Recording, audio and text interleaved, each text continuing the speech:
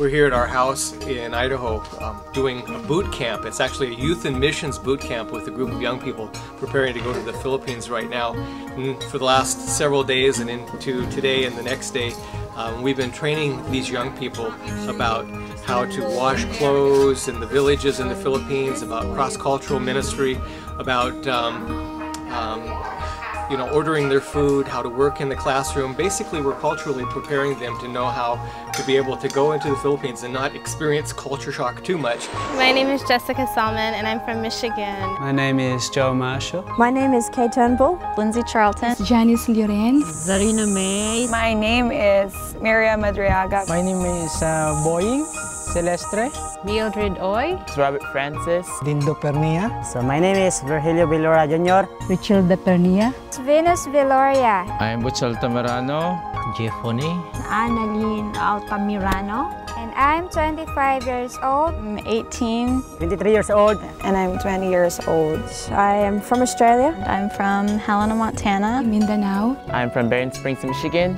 I'm from Australia. Been here for 2 years. We were missionaries for almost 3 years now. So this is my first missionary trip by myself to a different country. I found out about the Laymen Ministry on the Hope Channel and through ABN. I watched it growing up all through the years. I first found out about Laymen Ministries on 3ABN. And I was interested, so I went online. And from there I contacted Laymen Ministry. Because I had seen some of the DVDs and some of the way the villagers lived, I had an idea of what I was stepping into. I'm assisting and staying with my parents as missionaries in northern Vanuatu. I've had to fill in for church positions, teaching Sabbath schools and helping in the house and also in church. It's really helped me a lot to become more of a leader to other young people around. I work in Binawan, and it's one of the 3 layman villages in the Philippines. And I work with the Katatubo people. They're primitive people in the jungle. As I got closer and closer in my relationship with God, all of my desires to visit other places kind of came together with a desire to serve Him, and I became interested in doing some mission work. When we got here, the kids jumped on you right after you got off the boat. You get hugs and they're just very helpful. And when we were approaching the island, the place, the village, I was so touched because the students and the villagers met us, and that really touched my heart. What really impressed us is that the people here are very gentle and kind. I was thinking my expectations were it was going to be very primitive and it was going to be glorified camping, which it mostly is, but it's enjoyable glorified camping, and you don't think about it after a while. I expected to be living in maybe a grass hut, dirt floors. My expectation was that I would be living in a small house and I would have a lot of children who are not very clean and they wouldn't know any English, and I would have to be the one to explain those things to them, and it didn't turn out anything like I thought it would be. I was excited to find out that I wouldn't be sleeping in the dirt. After Joel and his dad slaved away on a building for about a month, I got to move into a brand new house. I did not expect to come here and have cement floors and wooden walls and tin roofs. My expectations were that it would be harder. But when I got here, it wasn't hard. It was easier than I thought it would be. The houses for the missionaries are nicer than I thought it was going to be. The children know quite a lot of English, actually, so they're very easy to speak to once they get to know you a little bit better. We are so happy when we arrive here because we like the place, especially the beach. And we are so happy to find lots of vegetables.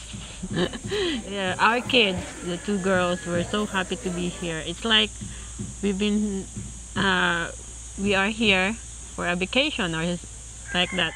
Just 1 week of staying, we completely experienced the quietness, the serenity of the village. Then when you go to bed, although you are busy for the whole day, still you can experience the calmness, that you know that God is really with you.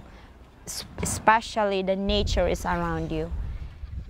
Before I came here, I expected that it will be much harder, but it's different because I'm a teacher.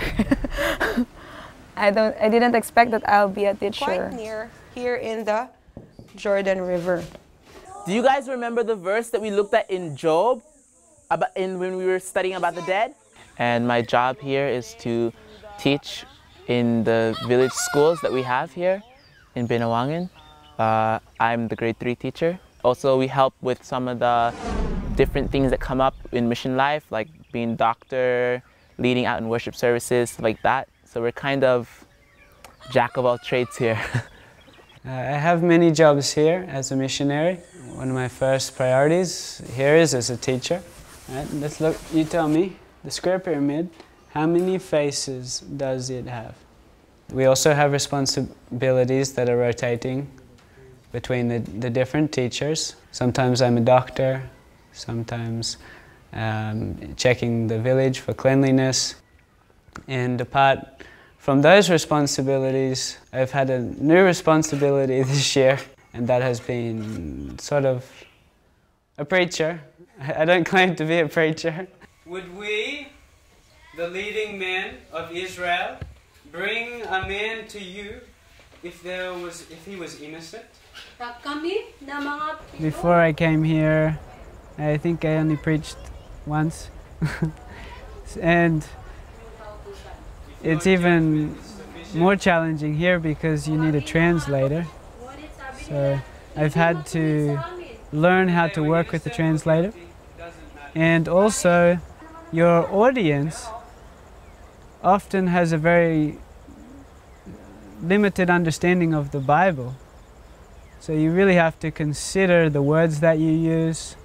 The message that I've been giving for the last month has been on the last moment, the last scenes of Christ's life. And judge him according to your law. That has been one of the most interesting challenges for me this year. I was always a fairly shy person, and I did not like speaking in front of people. I never really even liked school, and so it's been a challenge on every level to become a teacher, to become a preacher, and a doctor, which I'm not very good at that either. So God likes to challenge me on every level to expand and to grow.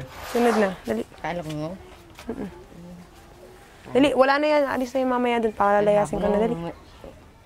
The story about the boy a while ago doesn't usually happen, but some of the illnesses that they were trying to say, or sickness, is they're having headache or stomach ache, and it's because of they were not able to eat. So that's why I gave them food to eat, because he said that he has not eaten since morning. And that boy, his parents were not staying here. He's just staying with his uncle, and his house is far. They were staying in San Pablo, and he has chosen to stay here because he said that this is the best school to study. One of the challenges for me anyway, being here, is dealing with sick people. At home you don't usually need to deal with sick people like you do here. They go to the hospital and the doctor deals with it, but here they come to us and they look to us for help, and it's a challenge. You have to go to God and pray, and sometimes you just don't know what to do. We've seen several people die here, adults and children, and it's a test of faith to pray for people and to see them struggling with illnesses. I've gone to one lady who had asthma, and the other teachers sat with her for about 3 or 4 hours before the lady called me to come to pray for her, and we stayed there for another 3 hours praying for her before she finally fell asleep.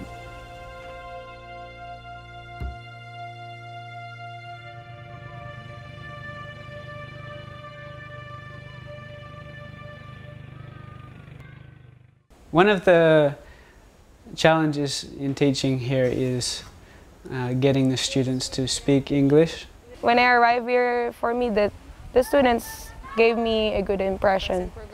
They were sweet, but you know, we use the term shy because they don't want to speak.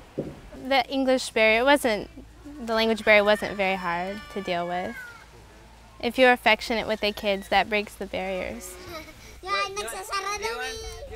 For the little ones to comprehend, we are going to tell them Bible stories and then ask them comprehension questions about the Bible stories that we have discussed. And then see if they can answer us in full English and in full sentence and the right answers. And that's the way we can know that they comprehended the story. And if they do that, their English will improve. Okay, put away the book, put away the dictionary, clear your desk. Let's begin. The voice behind you. Okay. Okay, he heard a voice. If you don't know the word in English, share it in Tagalog and we'll try and help you. The presentations that we had a few minutes ago with the grade 2 and 3 students, the stories that they've been reading, we asked them to share them in front of the class. And for some of the students, it's what I expected, a little bit slow. They understand what the story is about, but the problem is it's locked in their minds. They cannot express it in English.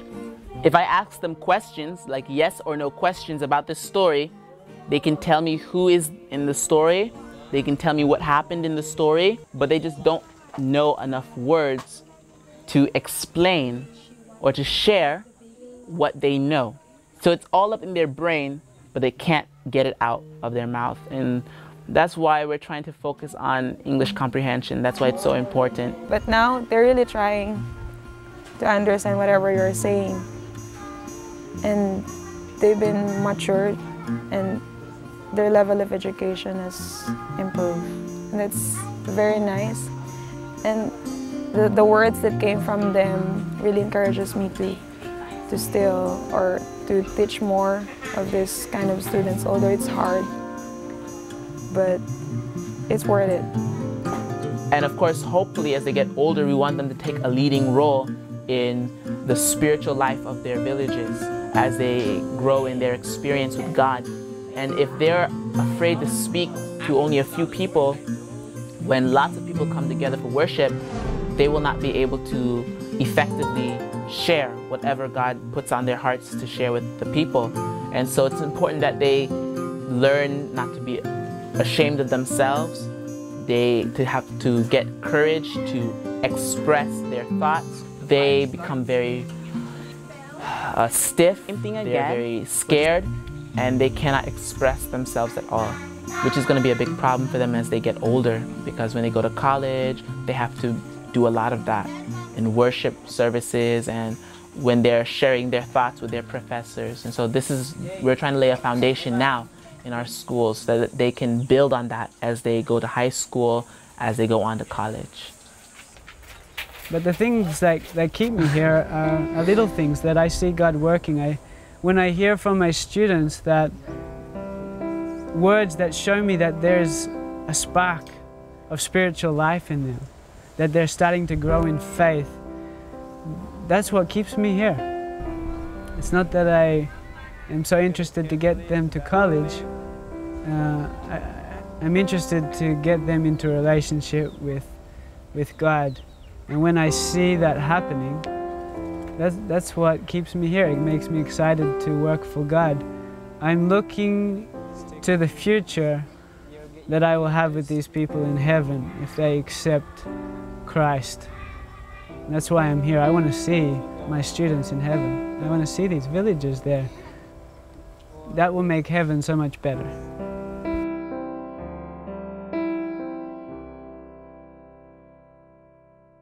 This year, the most rewarding experience has been having a small part in one of my students in my class, Manny, my grade 3 student, having a part in his development with his relationship with God. And he made a decision recently that he wants to be baptized. He wants to give his life to the Lord.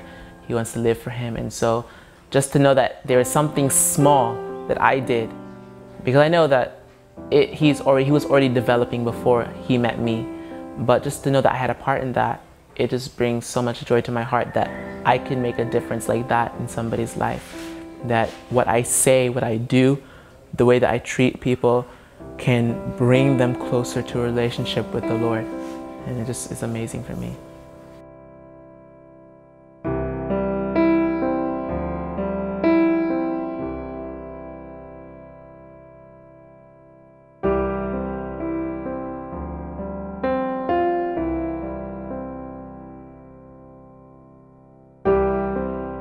This school year, one of the most wonderful experience that I could not really forget for my whole life.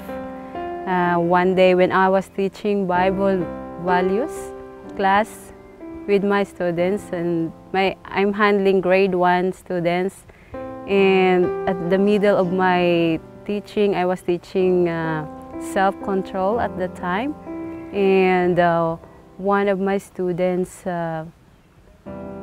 told me that, "Mom, I really like our discussion, and I've learned a lot of things," because he was so impatient and he never heard before about those things. Then just the Holy Spirit was whispering to me and said, "Mildred, you pray with your students." Then after that we prayed. Then when we prayed, the students that he was really enjoying, that he never heard about Bible, about God before, when he prayed, he lay down and he beat his chest. "Oh, ma'am, oh, it's so nice. The evil is removed from my heart. The evil was removed from my heart." Then he walked out from our classroom, and he was so thankful. And that's the way that he started to study more about God's Word, and he was baptized this school year. Yeah.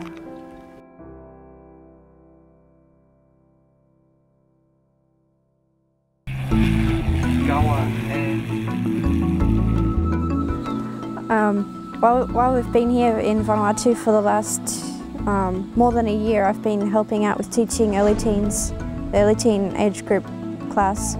There's been many challenges teaching them, but it's been a real blessing as well, seeing them changing some of their ways and also going through many struggles as well.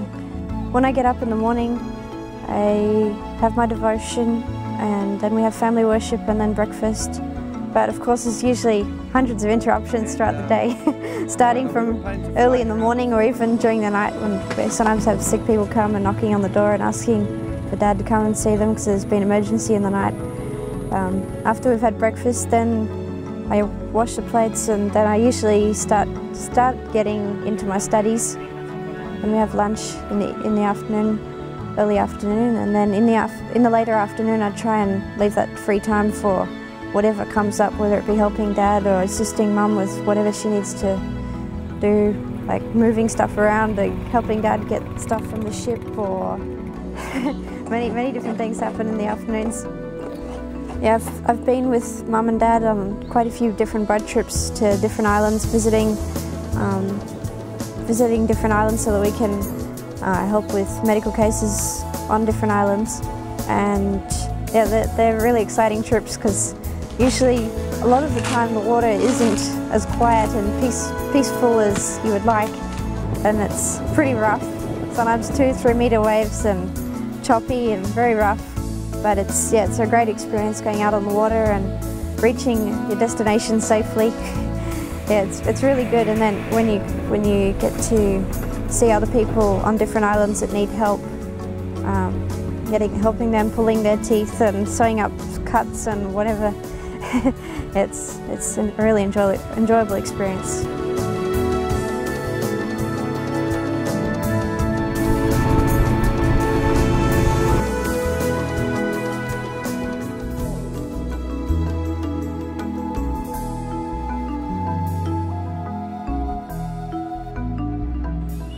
One really interesting case that happened recently was Dad had to operate on a lady who had an ectopic pregnancy. So he had to do a laparotomy because we couldn't evacuate her out of our remote island in time, so he had to do the surgery here. And while he was doing the surgery, he asked me to be the scrub nurse. I had to help with a lot of the different things being scrub nurse. When I first started with surgery, helping Dad with different surgical cases, I've found the blood a little bit of a challenge, but eventually I got used to it and now it's not a problem anymore. Being involved in the mission field has really been an encouragement to me, especially in my spiritual life. I've gained a lot of blessings, and it's been, I believe, a real blessing to me to grow up in the mission field during my early and late teens, because it's helped me to keep focused, I believe, so that I'm not really interested in the things of the world so much. But yeah, it's really an encouragement and a blessing to be working with people that are so much in need.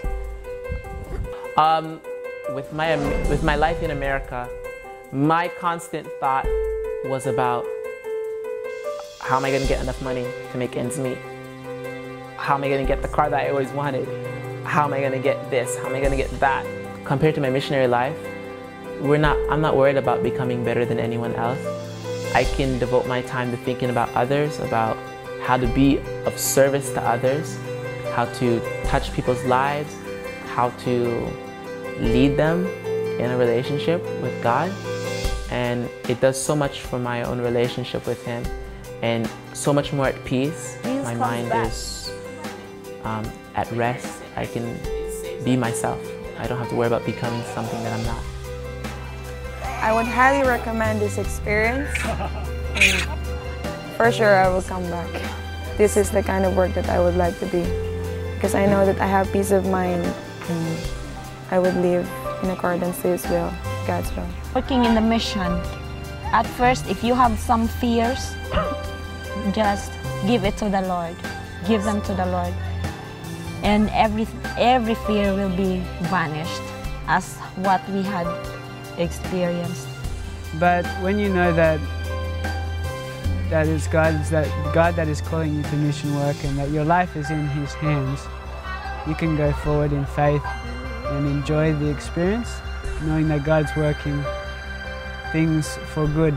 We were always praying that God lead us, not for our own selves, but continue to bless us for others. The reason why I think missionary service is more satisfying for me is because I know that what I'm doing is going to impact somebody's life for eternity. And if I were just studying or just working somewhere, I'm sure that what I do will have an impact on somebody's life. Everything that we do does, but to be able to touch someone, to introduce them to Jesus and point Him as their Savior, and to see them take those steps, there's nothing like it. Nothing beats it. One of the biggest hesitations about becoming a missionary is that it's something new. You've never done it before and you don't know what it's going to be like. Being here for me has brought a different perspective of God for me. Before, when I came here, I believed in God, but I didn't believe in having a relationship with God. I just kind of thought, oh, God's there, you know.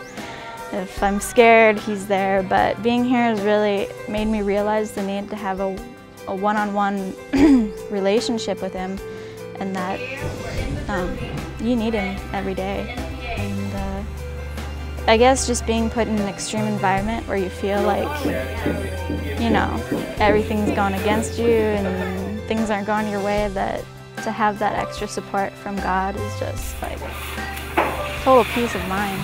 And it's been really good for me being here and finding out for myself what He's about.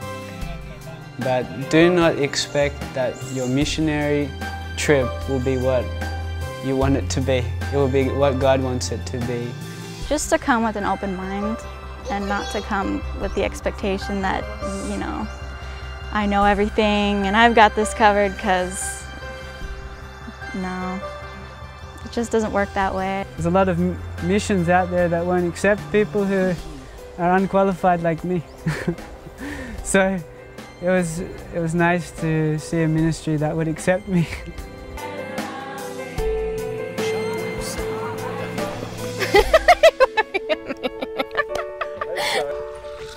I don't know. I don't think I'm ever going to miss the camera in front of my face.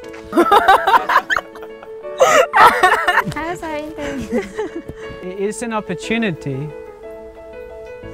to grow like you will never grow in any other place, because you get responsibilities that you would not choose yourself, but that God chooses for you, because He knows that when you're put in those situations, you will grow.